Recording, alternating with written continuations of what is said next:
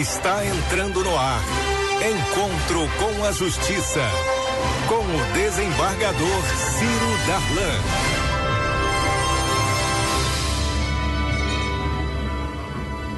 Bom dia, ouvintes da Rádio Família, queridos amigos que estão sempre conosco toda sexta-feira de 11 ao meio-dia.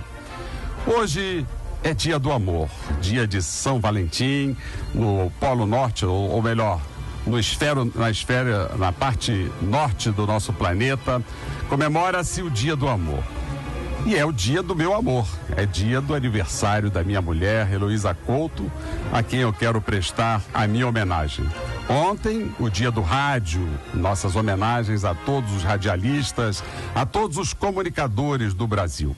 O programa de hoje vai tratar de um tema muito interessante. Os ouvidos da justiça. Dizem que a justiça é cega, mas ela não é surda. E nós temos uma ouvidoria.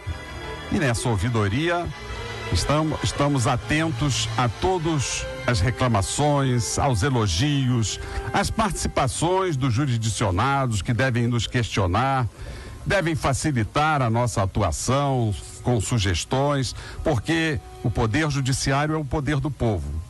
É o poder que emana do povo, e em nome do povo é exercido e, portanto, compete ao povo o aperfeiçoamento desse poder.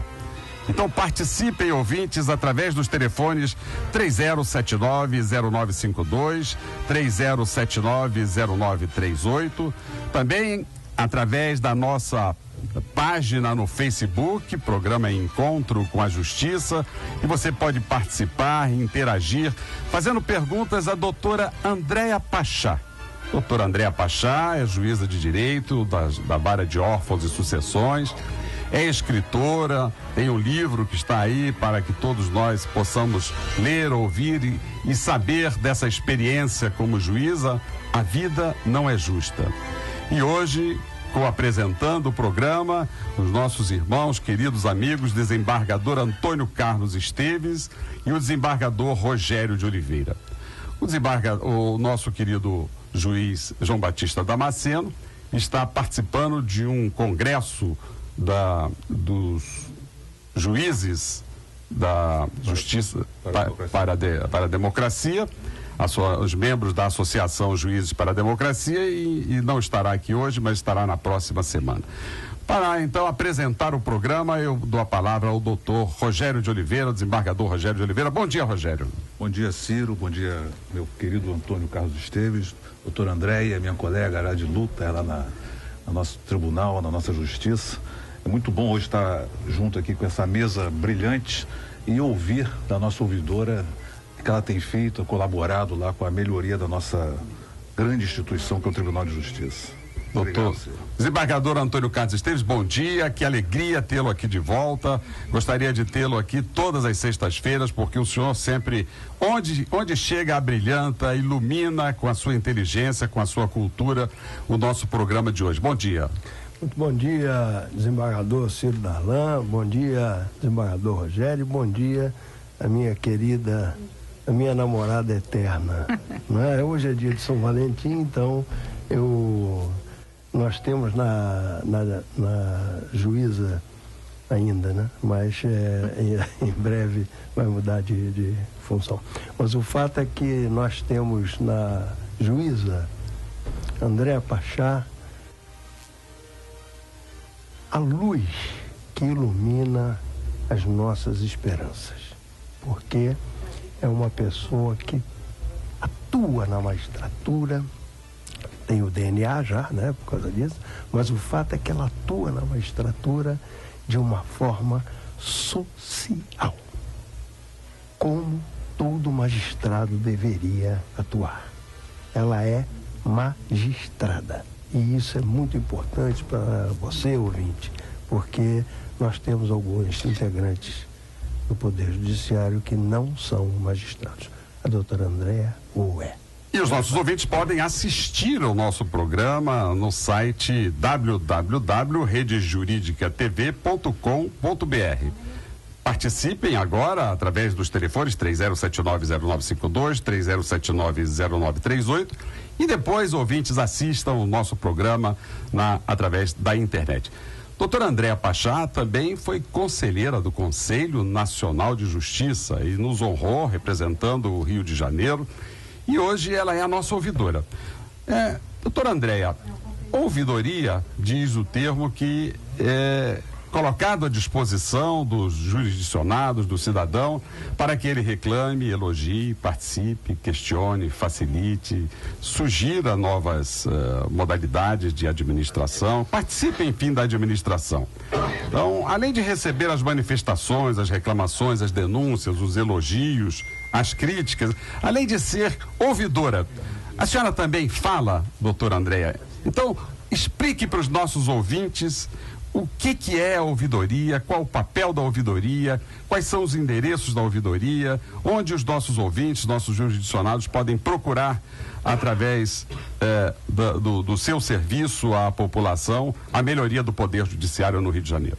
Bom, antes de mais nada, eu quero te agradecer, Ciro, e dar um bom dia para todos os ouvintes da Rádio Família e do programa Encontro com a Justiça, e dizer da alegria que é ter conseguido finalmente participar do teu programa, especialmente hoje, que eu tenho aqui para essa manhã super prazerosa a presença dos colegas Rogério e Antônio Carlos, que são pessoas de quem eu me orgulho muito de compartilhar a escolha profissional, e também alertar os ouvintes que as referências, especialmente as que Antônio Carlos faz a mim, eles devem relevar, porque isso se deve à amizade e ao afeto que é recíproco e de muitos anos. E não posso deixar também, antes de falar da ouvidoria, de mandar um beijo para a Heloísa, que aniversaria no Dia do Amor, e dizer que é bom a gente estar aqui comemorando o Dia do Amor num momento tão difícil, tão complicado, tão angustiante que nós vivemos, não só no Rio, mas em todo o país, e que nós precisamos seguramente de mais amor, mais diálogo e mais serenidade, para que a vida tome um rumo da racionalidade, que é o que todos nós desejamos e esperamos. Então, assumi a ouvidoria do Rio. A ouvidoria é um órgão do Tribunal de Justiça, eu assumi há 1 ano, e funciona no prédio do Fórum, na Rua Erasmo Braga 115, no 2º andar. Qualquer reclamação, sugestão, crítica, dúvida que o cidadão tenha com relação ao funcionamento do Poder Judiciário deve ser levado à ouvidoria. É importante a gente dizer que ninguém respeita o que não conhece. Então, um cidadão que não conhece as instituições, que não conhece o funcionamento das suas instituições, que não conhece o caminho para ter acesso às instituições, especialmente à justiça, é um cidadão que tem um déficit de cidadania que precisa ser recuperado. E a ouvidoria pretende estabelecer exatamente esse canal com a sociedade. É um canal direto de comunicação entre o cidadão e o Tribunal de Justiça do Rio. É importante, André, que desde a criação da ouvidoria, sempre ela foi ocupada por desembargador. E essa é a primeira vez que um juiz de direito, que está mais próximo do cidadão, ocupa a ouvidoria geral do Tribunal de Justiça. Isso eu acho importante assim, que se faço um elogio aqui à postura da desembargadora Leila Mariano, que sempre muito atenta a essa necessidade de aproximação e de melhora na nossa comunicação com a sociedade, teve essa preocupação. E não que tenha uma diferença entre o juiz e o desembargador como pessoas que são, mas a estrutura do poder, assim, o juiz acaba tendo uma proximidade muito mais cotidiana dos conflitos, da miséria humana, das angústias das partes que chegam à justiça. Então, nesse sentido, parece que é importante que isso possa ser feito por um juiz. Se a doutora Andréa, os senhores me permitirem, esse resgate da função do primeiro grau, porque o primeiro grau aqui é a magistratura. Muitas vezes não chega a nós, em grau de recurso, decisões importantíssimas, não chegam a nós decisões importantíssimas que se autobastam, que ficam no primeiro grau. Mas essa importância, Antônio Carlos, que você está dando, efetivamente os tribunais não dão. Os tribunais não dão a importância que o primeiro grau deve ter. E talvez seja por isso que a impressão, que é a primeira que fica dos nossos jurisdicionados, é a pior possível. Porque como os tribunais, em razão da falta de democracia interna nos tribunais de justiça, não apoderam o primeiro grau dos recursos necessários de juízes bem capacitados, bem aparelhados, bem remunerados, bem localizados, respeitados, para melhor servir a população está desgastada, está insatisfeita. E por isso são tantas as procuras, as reclamações que são feitas na ouvidoria. Andréa, quais são as reclamações mais constantes que a ouvidoria recebe?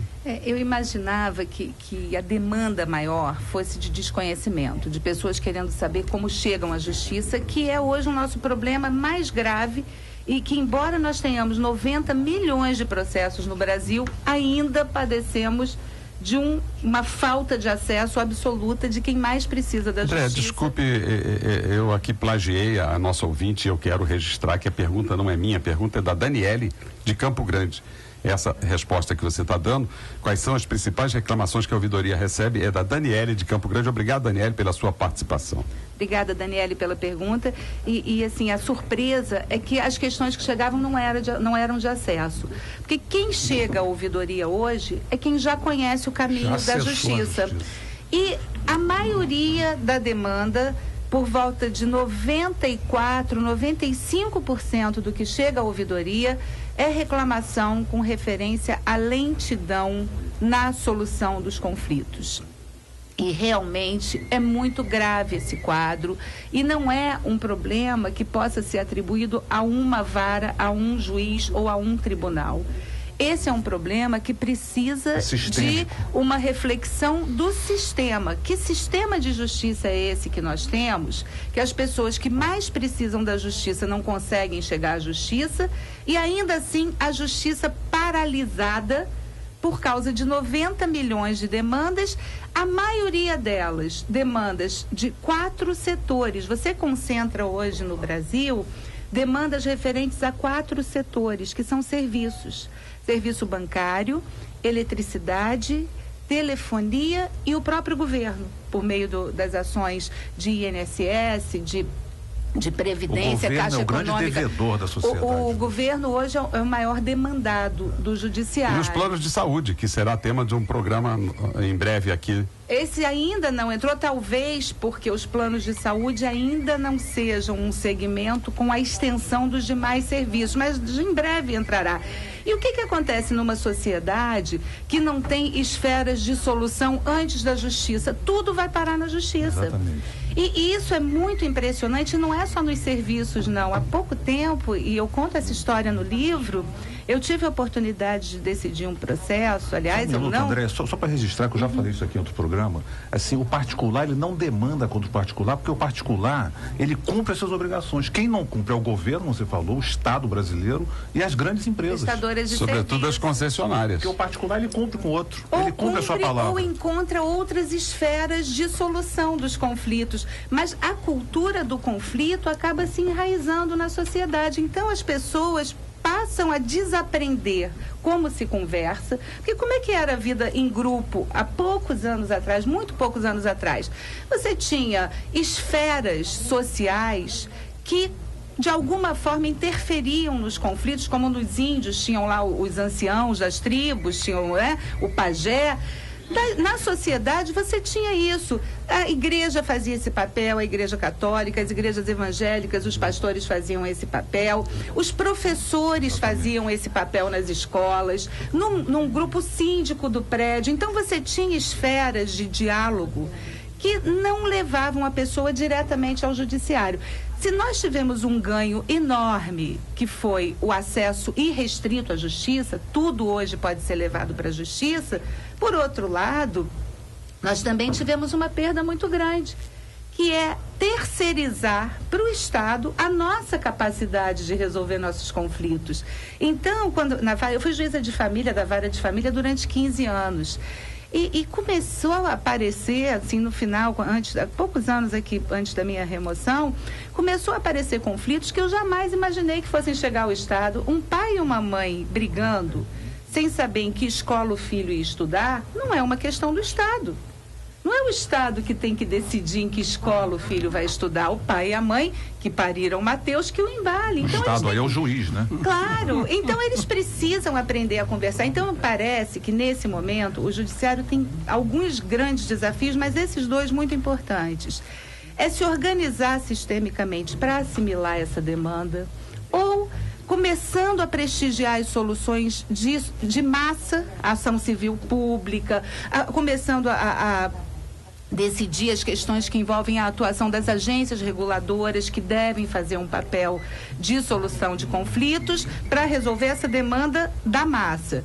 E, por outro lado, começar a devolver para a sociedade o poder de decidir o seu conflito. Empoderar a sociedade da resolução dos seus conflitos. E a gente precisa fazer esse papel porque o judiciário, nesse momento, além de toda a função constitucional de decidir, de julgar rápido, de solucionar conflito, tem também uma responsabilidade com a sociedade que integra. Um poder não pode viver isolado do todo e achar que só tem uma função que é julgar. Não, o poder político é um poder integrado. Os magistrados integram essa sociedade e tem também o compromisso de contribuir na construção de uma sociedade mais ética, mais democrática, mais igual. E é por isso, Andréa, que nós estamos aqui no programa Encontro com a Justiça, porque esta é a nossa maneira de conversar diretamente com o povo, diretamente com a população, porque é o povo que nós devemos prestar contas, é o povo que nós devemos ouvir e é o povo que nós queremos que ajude na solução desses conflitos. E nos dá legitimidade.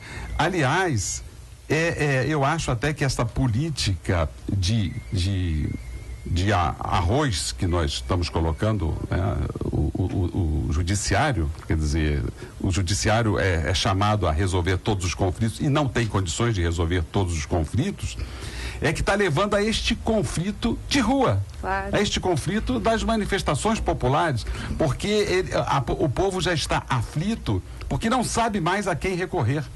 Porque os políticos não atendem aos seus reclamos, porque não correspondem à expectativa e à fé que o povo coloca neles através do voto. As administrações públicas não implantam políticas públicas necessárias na área de saúde, na área de educação, na área de transporte, saneamento básico. Aliás, Antônio Carlos, eu estou lendo a biografia do Mandela e descobri uma coisa fantástica. Em 1943, Mandela teve a sua primeira participação política. Qual foi? Em Alessandra, que é um bairro da periferia de Joanesburgo, ele participou com 10 mil pessoas de uma passeata contra o aumento das tarifas de ônibus.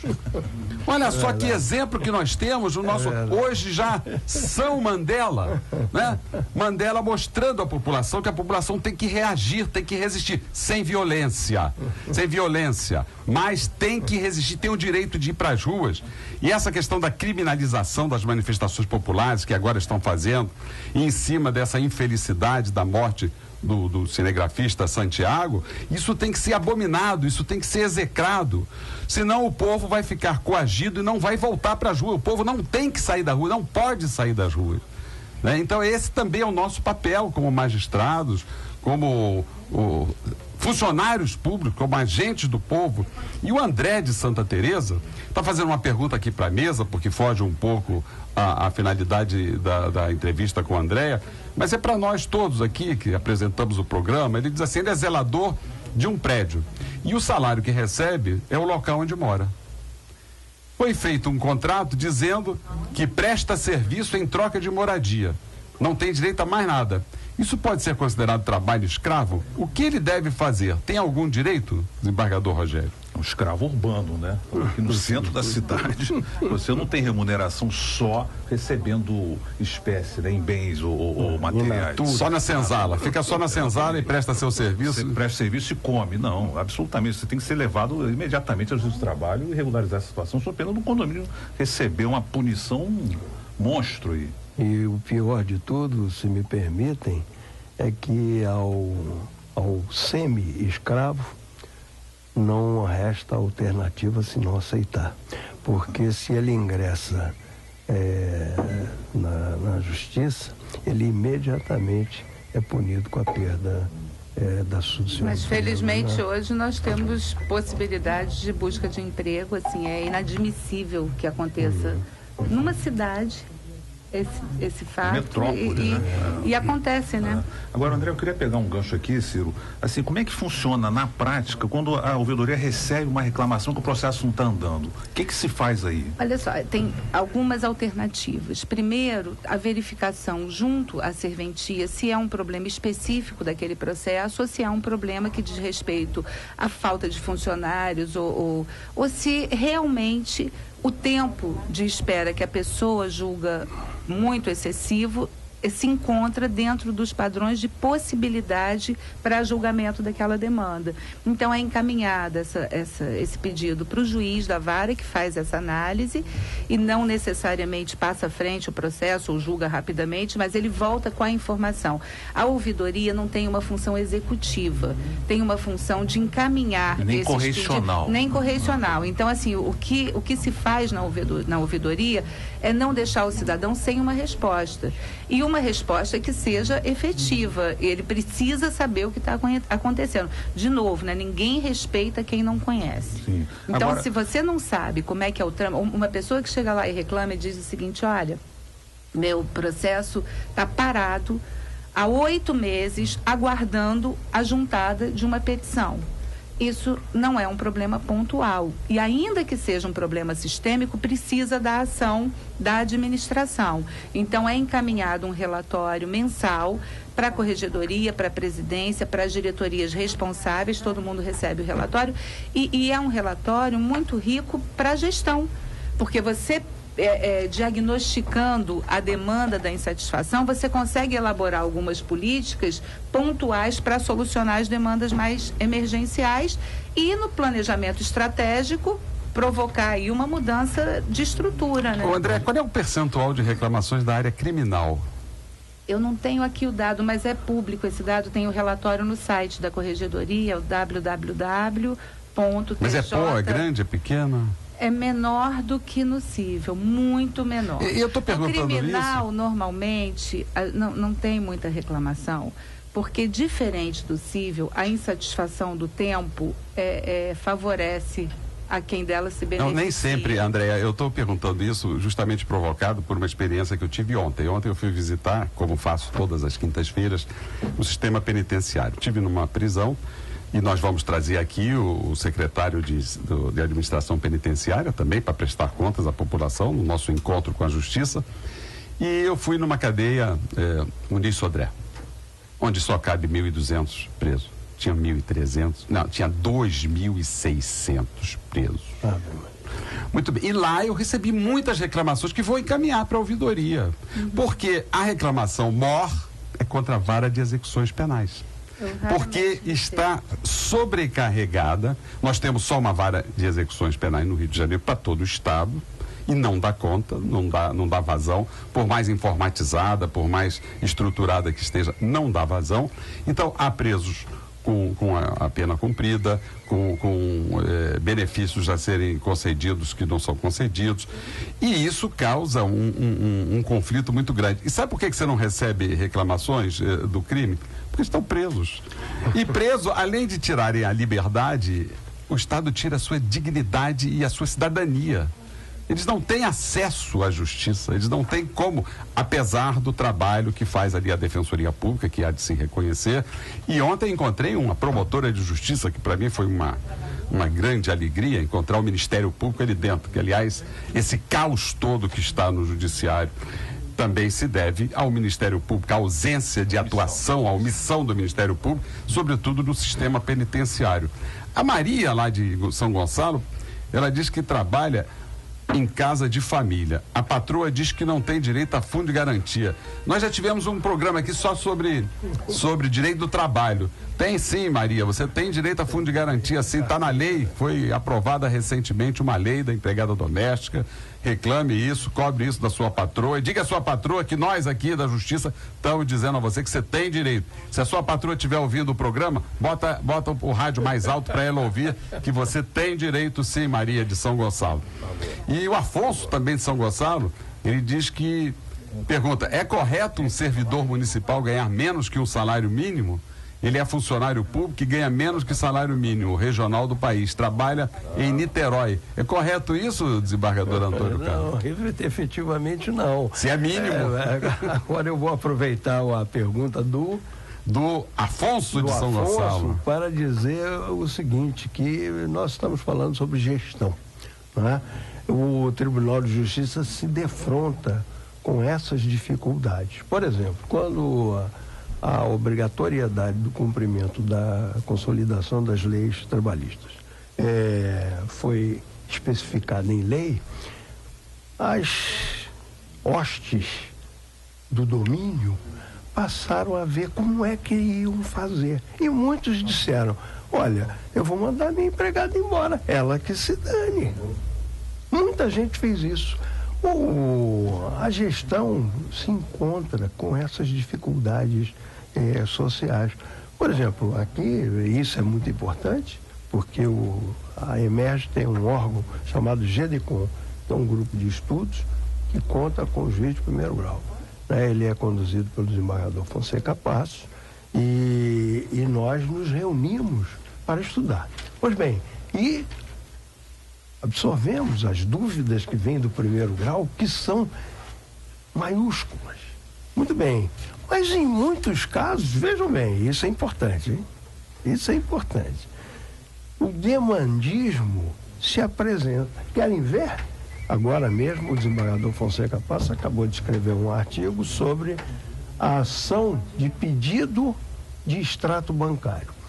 Ninguém está defendendo o banco ou qualquer outra organização, mas há um determinado momento em que o abuso de direito sobrecarrega a justiça. O indivíduo entra com pedido de exibição de extrato bancário quando às vezes ele nem cliente é do banco. Então, olha o abuso. E é isto que talvez sobrecarregue não só a justiça, mas também o discernimento de quem tem o dever de gerir a atividade. E os ouvintes estão fazendo muitas perguntas através dos telefones 3079-0952, 3079-0938 e poderão depois assistir esse programa no site www.redejuridicatv.com.br. Algumas notícias sobre o Tribunal de Justiça, né? Nós que estamos aqui também para prestar conta. Vejam bem, a cidade vai ter um tumulto generalizado a partir de segunda-feira. Isto porque a prefeitura está fazendo obras na cidade, melhorias na cidade, que são necessárias, ninguém está contestando isso, e foi um juiz que autorizou a demolição do elevado da perimetral. Isso porque a prefeitura desejava fazê-lo, mas o Ministério Público entrou com uma ação, entendendo que não estavam feitos os estudos ambientais necessários, e depois que peritos, que são absolutamente importantes na elaboração da justiça, sugeriram, o juiz determinou a demolição do elevado da perimetral. A justiça também condenou um estado, olha só que interessante essa notícia, a indenizar uma portadora de necessidades especiais parada na lei seca. É preciso preservar o respeito, esse é o papel da justiça. Uma portadora de necessidades especiais com problema na fala foi vítima de bullying pelo funcionário da lei seca e por isso o estado está sendo obrigado a indenizar. A justiça também interditou essa semana um abrigo de idosos, que são verdadeiras cloacas, são verdadeiro desrespeito aos nossos cidadãos da terceira idade. E o Tribunal de Justiça fez uma doação de bens para uma escola de São Gonçalo. Uma anônima, Dona Anônima, fala seu nome para a gente poder homenageá-la aqui. Dona Anônima de Ramos, ela está pedindo para repetir o endereço da ouvidoria, Andréa. Rua Erasmo Braga, 115, segundo andar. Erasmo Braga é o fórum. É o fórum, né? Em frente ao Menezes Cortes. Tem um telefone? O telefone é 3133-2000, pede para ligar para a ouvidoria, que tem vários ramais. E o e-mail, também pode ser feito por e-mail, qualquer reclamação, crítica, sugestão, elogio, que também é importante elogiar quando funciona, né? Os servidores ficam felizes quando recebem elogios, porque prestaram um bom serviço. O e-mail o site é www.tjrj.jus.br/ ouvidoria. E ali tem um Fale Conosco que imediatamente você registra o seu pedido. Você não está vendo, ouvinte, mas está apenas nos ouvindo, mas poderá ver através do site www.redejuridicatv.com.br, e ao assistir esse programa você vai confirmar por que a nossa convidada, doutora Andréa Pachá, é conhecida como a namoradinha do judiciário. Vocês, ao ver este programa, vão confirmar, vão constatar como ela, além de ser uma mulher muito inteligente, é uma mulher muito bonita e muito simpática. E a Lenira de Laranjeiras está aqui dizendo o seguinte: ela está com muitos problemas com a operadora de celular e não consegue resolver. Já foi várias lojas, ligou e nada foi feito. O que ela pode fazer? A ouvidoria pode ajudar, Andréa? Eu acho que você deve usar a ouvidoria da operadora de celular, porque poucas pessoas usam, mas funciona. O serviço de atendimento ao cliente e as ouvidorias das operadoras costumam ser até mais efetivos do que o ajuizamento de uma ação, ou então ligar para o 0800 e ficar horas esperando, né? Porque às vezes a pessoa fica mais aborrecida de ter que fazer a ligação, tem que ter uma tarde inteira para conseguir ser atendido algumas vezes. Então, usa os canais da ouvidoria, usa o e-mail das ouvidorias. Todas as operadoras têm um serviço de atendimento ao cliente e têm uma ouvidoria. E são pouquíssimos demandadas perto do que o judiciário é. E a Fátima de Niterói, desembargador Rogério, quer saber o seguinte: como ela pode colocar uma pessoa que mora em outro estado na justiça? Depende do tipo de ação, né? Primeira coisa é isso. Se ela for a devedora, essa pessoa vai ter que acionar no domicílio dela. Agora, se ela for a credora, e se for o direito do consumidor, né? Se for, por exemplo, um caso de alimentos, o foro se adapta, tipo qual é a demanda dela. Mas de qualquer maneira, ouvinte, você pode acionar no local onde for possível, segundo as normas processuais legais, e a pessoa será procurada através de carta precatória. Há mecanismo na justiça para localizar o demandado. A dona Ivanilda, de Nova Campina, ela tem 65 anos. Que bom, dona Ivanilda, a senhora está nos ouvindo aqui, nos prestigiando. Quer saber se ela pode se aposentar. Ela trabalhou por 5 anos, pagou sua autonomia durante 11 anos, ela tem problemas de saúde e não pode mais trabalhar. Como ela faz para se aposentar? O caso dela, é preciso que nós saibamos qual é a dificuldade, porque se ela contribuiu pelo tempo necessário, há um tempo necessário para isso. Tá? Ela tem 65 anos, por isso que ela está achando que pode se aposentar pela idade. Pois é, mas eu preciso saber, porque ela falou em doença. Eu não sei porque se for por invalidez,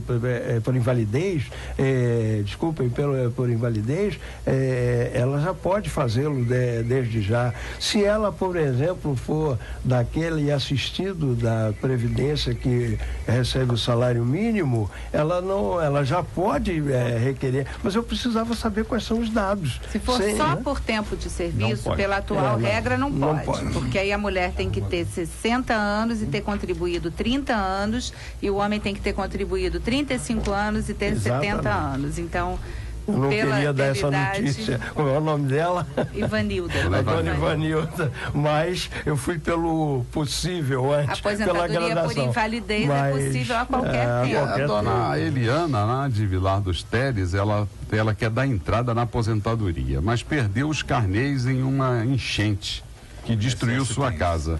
Foi ao INSS de Laranjeiras e disseram que deveria ter os carnês, mas ela só tem a carteira de trabalho. O que ela deve fazer? O INSS faz essa localização. Se não conseguiu em Laranjeiras, eles devem orientar em que local ela pode tirar. Isso hoje está no sistema. Exatamente. Qualquer beneficiário, qualquer contribuinte do INSS tem um número, é cadastrado. Fazer uma reclamação na ouvidoria do INSS. Pode usar a ouvidoria do INSS para resolver o problema. E a dona Fátima, aquela de Niterói, que perguntou sobre como acionar uma pessoa em outro estado, ela volta aqui a fazer uma pergunta. Ela disse que foi usada como laranja pelo patrão, que hoje mora em outro estado. Ela foi a um cartório e disseram que ele teria que ir a um estado onde ele mora. É assim mesmo, dona Fátima. Lamentavelmente, a senhora entrou aí no conto do vigário. Não sei se esse conto do vigário foi tão sedutor que a senhora acabou servindo de laranja para o seu patrão. é bom a gente ter cuidado, porque a prevenção é a melhor coisa. A gente não deve confiar para determinados fins em qualquer pessoa, né? Patrão não é dono, né? É verdade. Patrão não é dono.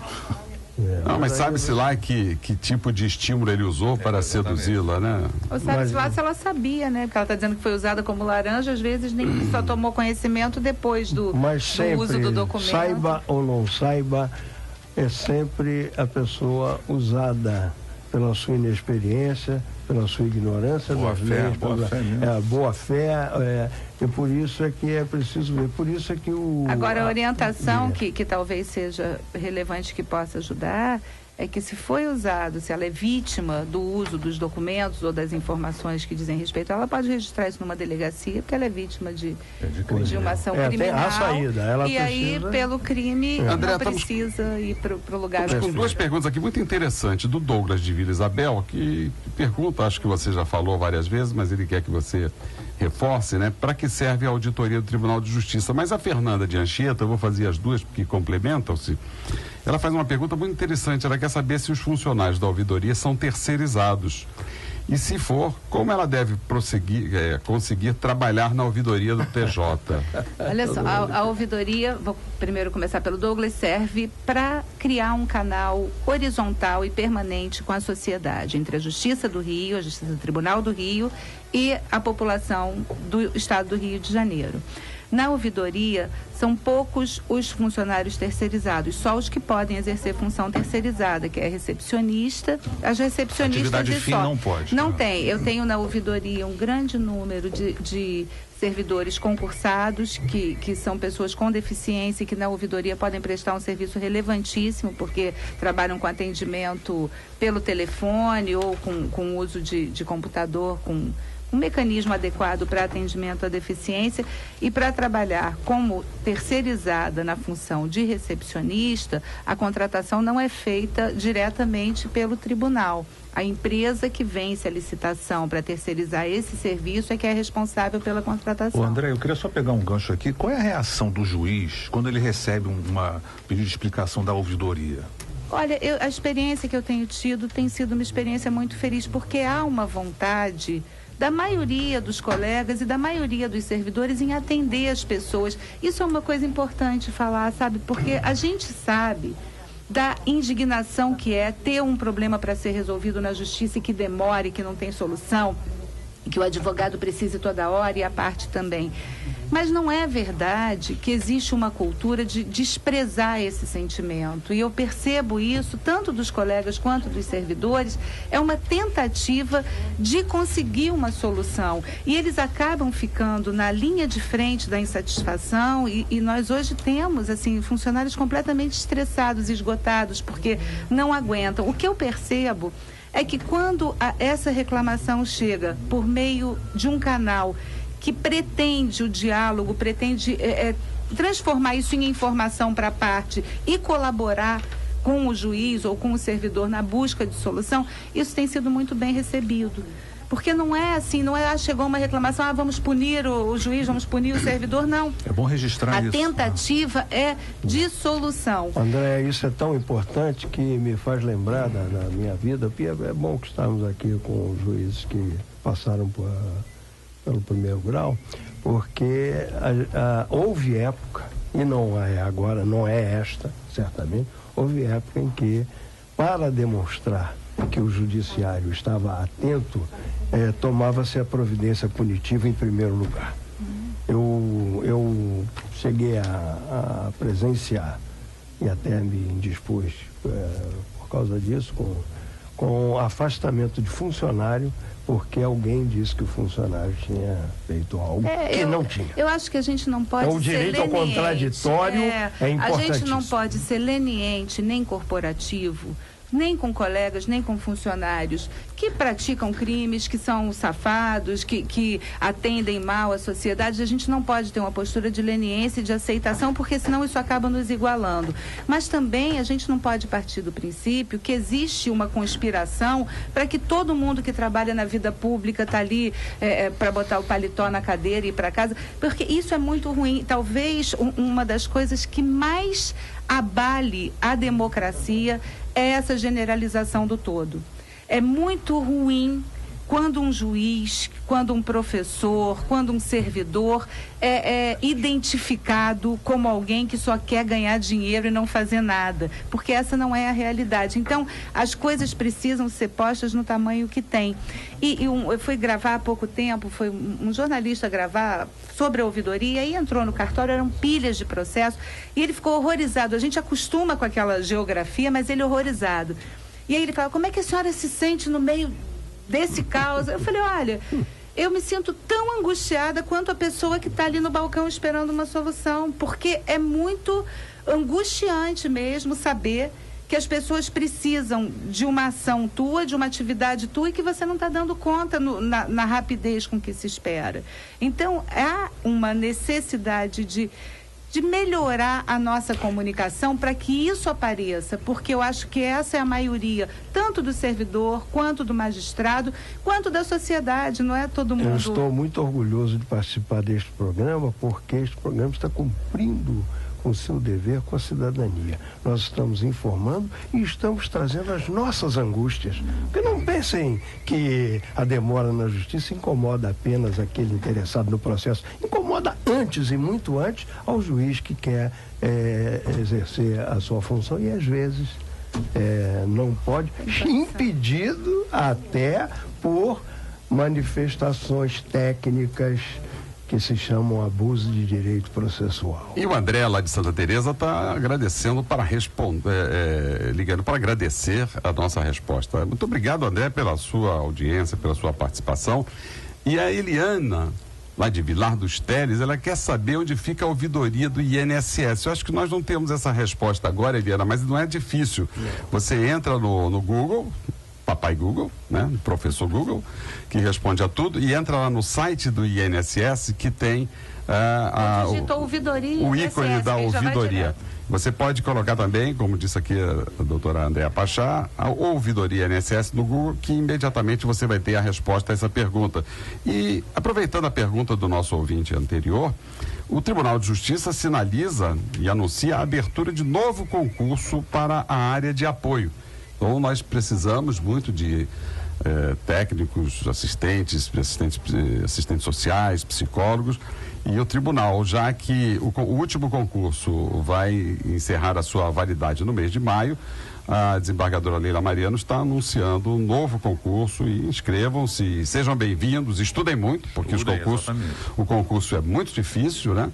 E nós estamos aqui também inaugurando esta semana, informando que o Centro de Conciliação, e esse é um serviço importantíssimo que o Tribunal de Justiça presta à sociedade, realizou 79% de acordos. O papel da justiça é esse, conciliar a sociedade, fazer com que a paz volte a reinar no seio da sociedade, e para isso nós também atuamos com bastante rigor, quando policiais vão responder por operação que deixou 5 mortos na favela do Rio.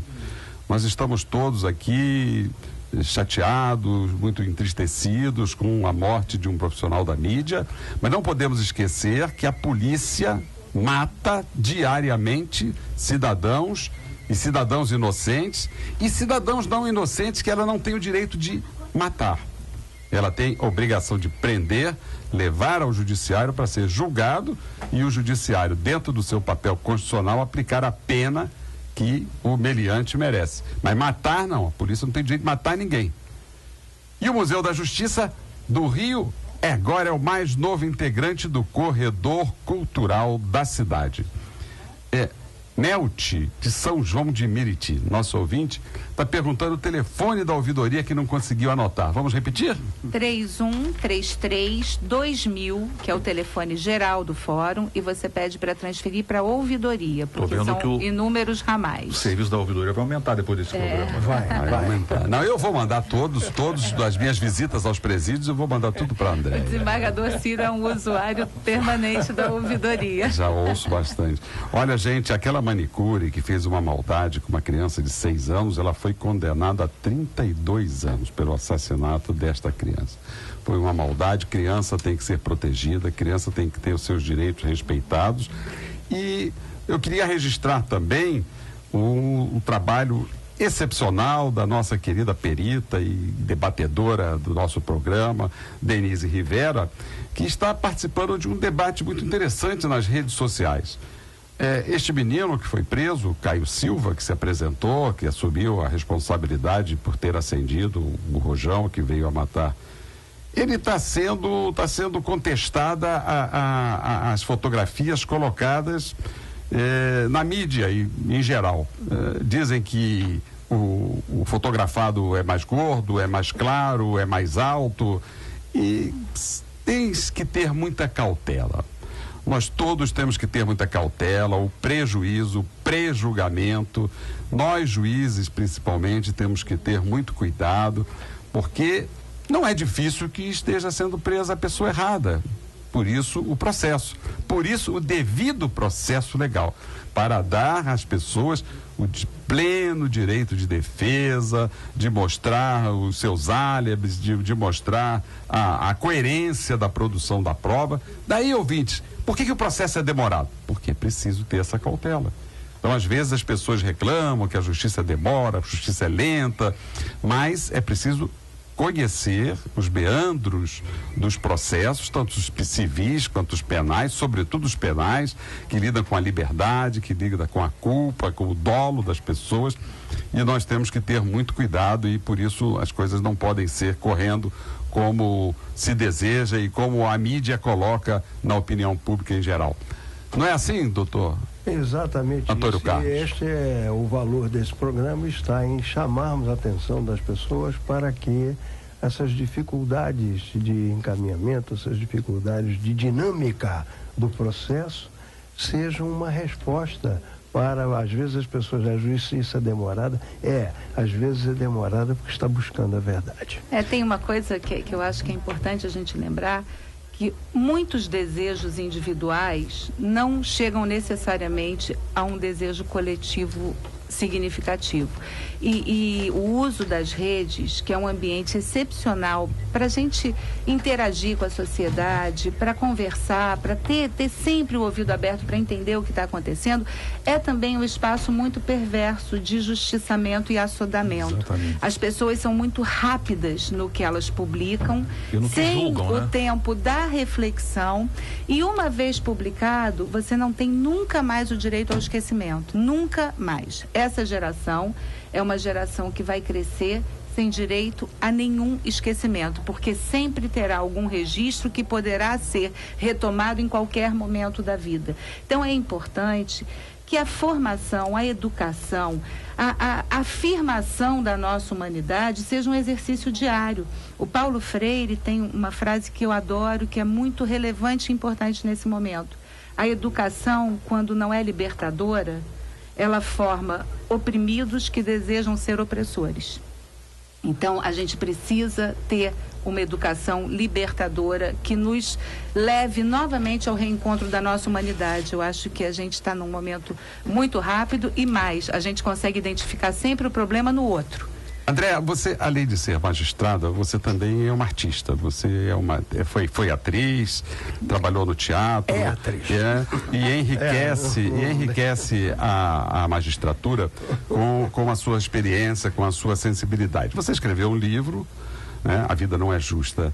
O que você quis retratar? Quais foram os seus objetivos? Qual é a mensagem que você quis levar aos nossos leitores ao escrever esse livro? Eu estava falando aqui da ideia de perfeição. Eu acho que isso foi um dos motivos que me levou a contar essas histórias. Porque todo mundo se acha ou perfeito, ou então solitário na experiência da dor. E depois de 15 anos, vendo as pessoas separando, briga de filho, divórcios, vara de família, é uma micro-sociedade ali que desfila na tua frente. E eu percebia que as histórias, a tendência era a repetição. Nós somos muito pouco originais quando se trata de conflitos do amor. A gente acaba repetindo os modelos, embora a dor seja individualizada. Então eu peguei todo esse caldo dessas histórias de 15 anos e condensei em 36 crônicas nesse primeiro momento, que é uma síntese da experiência cotidiana do fim do amor num tribunal e da dificuldade da justiça ser aplicada com a expectativa que se tem. As pessoas chegam para o juiz querendo que o juiz convença o ex ou a ex a amar de novo, e não tem justiça no mundo que dê jeito nisso. Então, a vida não é justa, é um pouco da síntese da nossa condição humana, que nós queremos sempre finais felizes, mas nós somos seres precários, contraditórios, às vezes a gente está bem, às vezes a gente não está bem, não tem nada de errado nisso.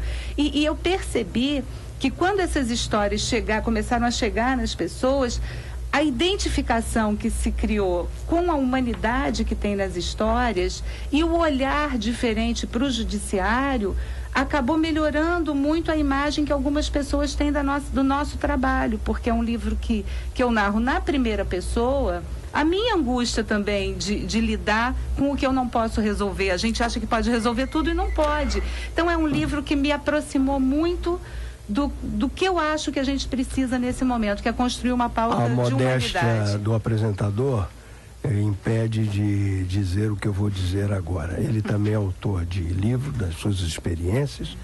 O Dr. Rogério está nos devendo o livro dele. E eu acho que nós não temos o direito de guardar para nós essas experiências. Elas precisam ter o reflexo social da nossa experiência. Então, meus parabéns, André, e meus parabéns ao programa, porque está revelando isso. Inclusive, seu livro está precisando de uma outra edição, desembargador. Reflexo imediato, porque a Salete de Caxias quer saber como é que ela pode obter esse livro, onde é que ela pode comprar, e mais, ela está fazendo uma sugestão, que está aceita, porque você vai ter que trazer para cá, se pode ser sorteado um exemplar do livro na próxima sexta-feira. Está autorizado o sorteio, claro, com o maior prazer. E o livro pode ser... O nosso diretor, né, o Brizola.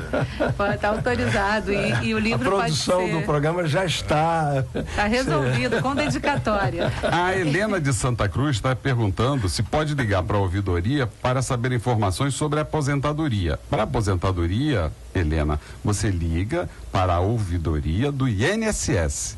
Se você tiver algum processo no judiciário referente à aposentadoria, você primeiro procure saber o andamento do processo, e você pode fazê-lo no site. Aliás, ouvintes, essa é uma informação interessante. Você não precisa sair de casa para acompanhar o seu processo. Você entra no site do judiciário, www.tjrj.jus.br, e você vai ver lá acompanhamento de processo. Você coloca o número do processo, você tem que saber o número do seu processo. Pergunte ao seu advogado o número do processo, você coloca o número do processo no local indicado no site, e você vai ter todas as informações e o andamento do processo dia a dia, dia após dia. Você não precisa nem comprar diário oficial, você não precisa ficar todo dia perguntando para o seu advogado, nem precisa ir ao fórum, porque o fórum já é frequentado por mais de 20 mil pessoas por semana. Está muito calor. E está muito calor, você pode ver isso de casa. Mas, Andréa, só para a gente concluir o nosso programa, eu queria que você contasse aquela historinha daquele filho que foi levar o pai para ser interditado. Essa história foi uma historinha curta, assim, e tem acontecido muito. Mas tá no livro. Não, essa não, tem outras não, essa não. Mas assim, do pai que levou... Bom, tem algumas, mas essas, o que tem acontecido é que as pessoas estão envelhecendo e perdem a memória. Infelizmente. Infelizmente, mas assim, em decorrência da idade, e algumas ficam incapazes, outras não. Então, um processo de interdição. O filho queria interditar o pai, os filhos, né? Eu conto a história, sempre ficciono para não identificar, mas queria interditar o pai, que estava tendo lapsos de memória, e fui fazer audiência de exame pessoal, e o pai estava absolutamente lúcido, orientado, uma conversa ótima, tinha referência, lembrança de tudo. Eu falei, meu Deus, mas o senhor está super bem, não vou ter que fazer um laudo, né? Porque eu não tenho conhecimento. Não estou entendendo. Aí o filho falou assim, não, doutor, ele tá bem, mas ele está começando a esquecer muitas coisas. Há pouco tempo ele esqueceu meu filho no colégio, e ele sempre busca o filho no colégio. Aí o pai vira pro filho e diz o seguinte, olha aqui, eu tenho quase 90 anos. Eu tenho direito de escolher o que eu vou esquecer. Eu nunca esqueci meu filho no colégio. Então, essa história é sensacional, porque assim, revela um pouco da maneira respeitosa com que a gente tem que lidar com o envelhecimento. Sim, as pessoas envelhecem sim, esquecem sim, é natural, porque a gente vai gastando, infelizmente, mas a gente vai gastando, e nem sempre isso precisa resultar num processo de interdição. E o filho compreendeu, não era um mau filho, não, assim, ficou parecendo que o filho era um explorador, não, era uma coisa de proteção, mas a história é muito interessante. Assista a este programa, querido ouvinte, no site www.redejuridicatv.com.br. E também visite a nossa página no Facebook. Página chama-se Encontro com a Justiça. Curta e dê suas sugestões sobre temas, sobre programas. Nós aqui hoje já recebemos a sugestão de fazer um programa sobre planos de saúde. Vamos fazê-lo, convidando especialistas para isso. Na próxima sexta-feira receberemos aqui o presidente da Associação dos Magistrados do Estado do Rio de Janeiro, presidente recém-eleito, o juiz Dr. Rocidério Lopes. Obrigado, ouvintes, pela sua participação, pela sua interação, pela sua presença no nosso programa, porque o encontro com a justiça é um encontro com você, que é o nosso patrão, o nosso povo. Muito obrigado. Você acabou de ouvir Encontro com a Justiça, com o desembargador Ciro Darlan.